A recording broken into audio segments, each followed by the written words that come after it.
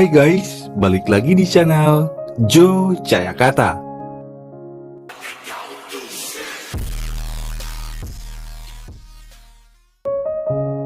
Sudahkah kalian menonton film Darlock yang dirilis pada tahun 2018 silam? Film ini menceritakan tentang seorang perempuan yang bernama Jong Hyung Min yang tinggal sendiri di sebuah apartemen guys. Sebelumnya hidup wanita ini adem ayem guys. Hingga suatu hari, ia menemukan hal yang sangat aneh. Buat kalian yang penasaran, berikut ulasan alur ceritanya.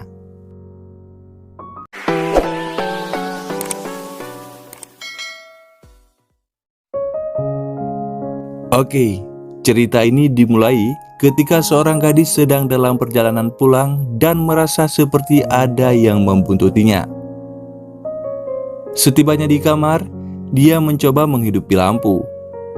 Tapi beberapa kali gadis ini menekan stop kontak, lampu tetap tidak mau menyala. Kemudian gadis ini mendengar ada bunyi sesuatu di kamarnya guys. Ia pun mengarahkan senter HP-nya ke arah bunyi tersebut. Namun saat gadis ini mencari di dalam lemari, tiba-tiba seseorang membekapnya dari arah belakang.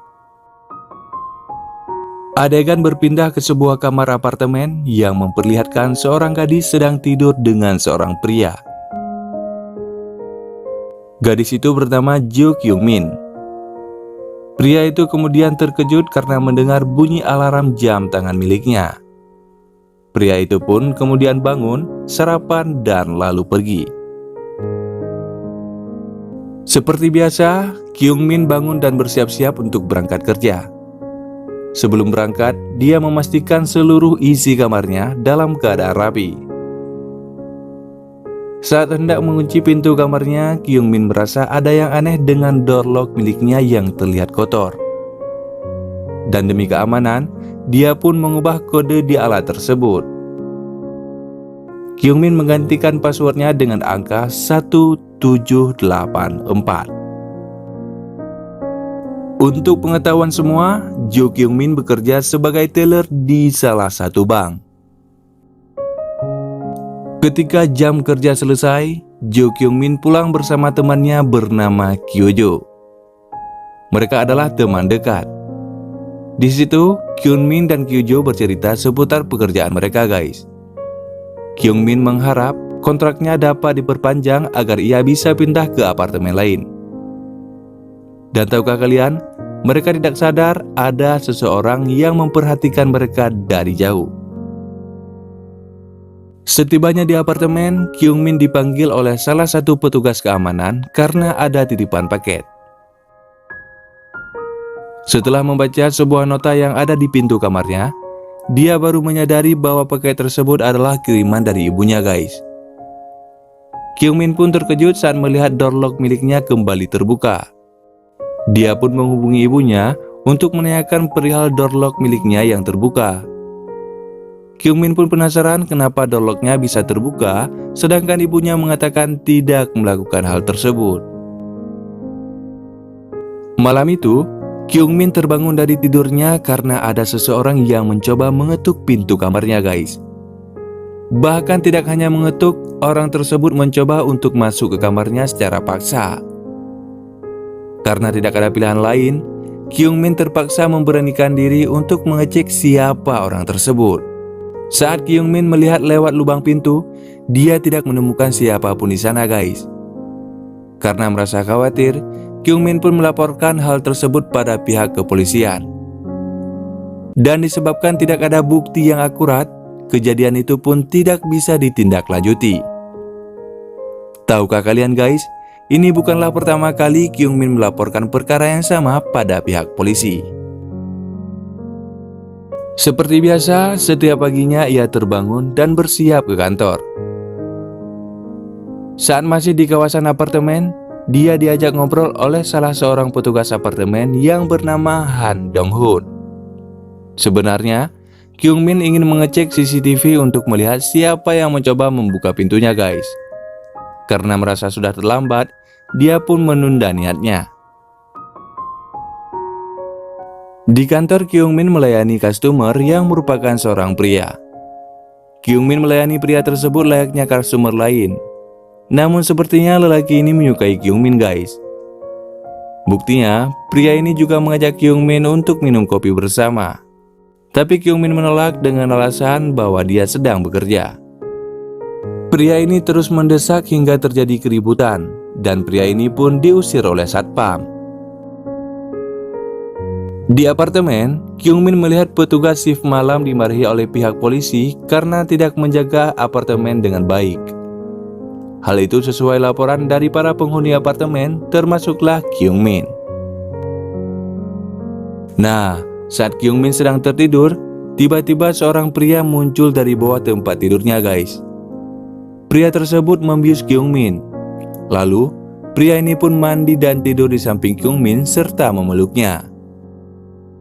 Malam harinya setelah Kyung Min bekerja, ia kembali berjumpa dengan pria yang membuat keributan di bank, guys. Ternyata pria itu bernama Gi Jung. Namun saat hendak pergi, Kyung Min ditarik dan dipaksa untuk pulang bersama pria ini. Beruntungnya, manajer bank Kyung Min datang dan mengajak Kyung Min pulang bersama. Saat sampai di apartemen, lampu kamar Kyung Min kembali tidak mau menyala, guys. Apakah hal yang sama akan terjadi? Tidak, karena tiba-tiba manajernya datang untuk mengantarkan dompet Kyung Min yang tertinggal di mobilnya.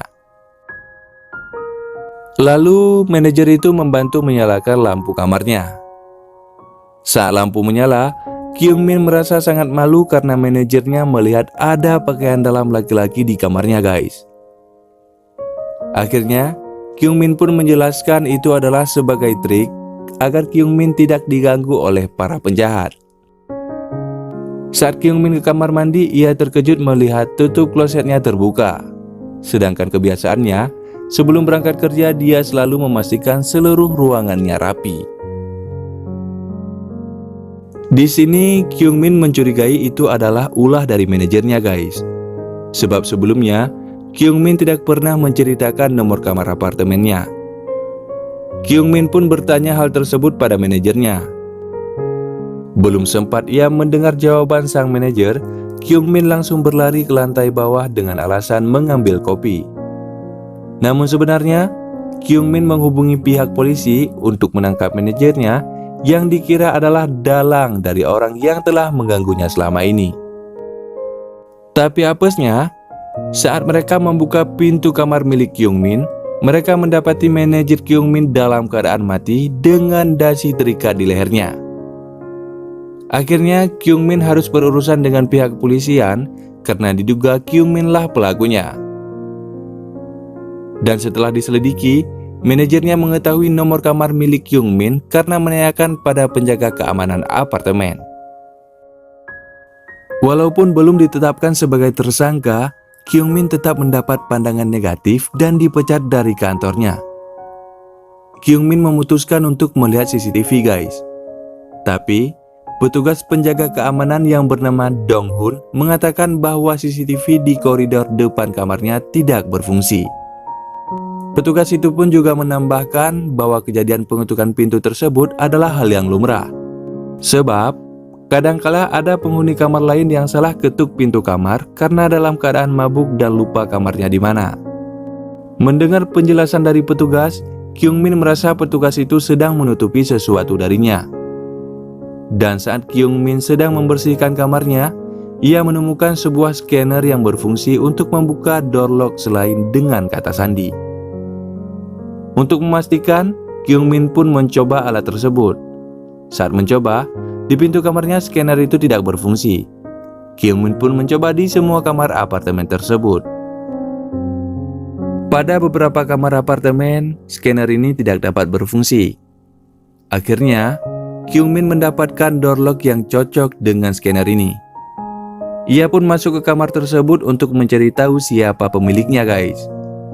Saat sedang melihat isi kamar, Kyung Min menemukan berkas kartu kredit atas nama Gang Sun Ye.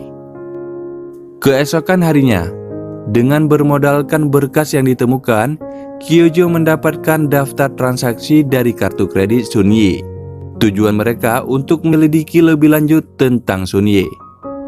Berdasarkan transaksi tersebut, terlihat ada yang mencurigakan, sebab pengguna membeli salah satu produk dengan harga 3.200 won setiap pukul 13.09 dengan lokasi di minimarket dekat apartemen Kyungmin. Lalu mereka pun mencoba mengirimkan sebuah pesan singkat ke nomor Sun Ye. Sayangnya guys, mereka tidak mendapatkan respon apapun. Lalu, mereka memutuskan untuk mengecek langsung ke minimarket.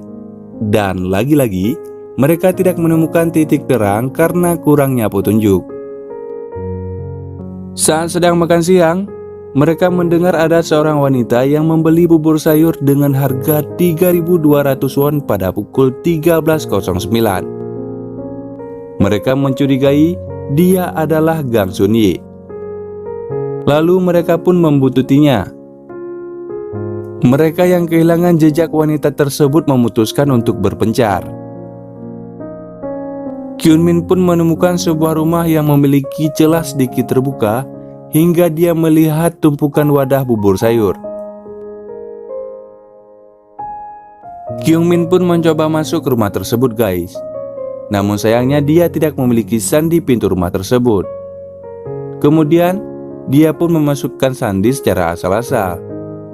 Dan Kyunmin pun gagal guys.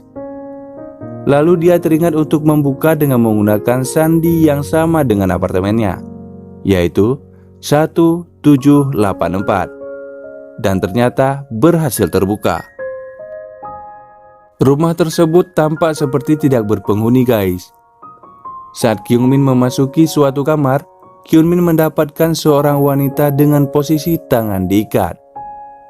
Kyunmin yang merasa ketakutan mencoba menghubungi pihak kepolisian. Tapi tiba-tiba, seseorang datang ke rumah itu. Dan ending ceritanya ternyata sang psikopat itu adalah petugas di apartemen Kyungmin yang bernama Dong-hun. Singkat cerita, Dong-hun mati ditikam oleh Kyungmin yang hendak memperkosanya. Kyungmin pun tidak dihukum karena dianggap dia membela dirinya. Nah, itulah guys ulasan singkat alur cerita film Korea yang berjudul Door Lock versi prediksi ofisial. Jika kalian penasaran dan ingin melihat secara detail, jangan lupa saksikan film Door Lock secara penuh. Terima kasih buat kalian yang telah menonton video ini. Jangan lupa untuk terus dukung channel ini. Sampai jumpa di next video.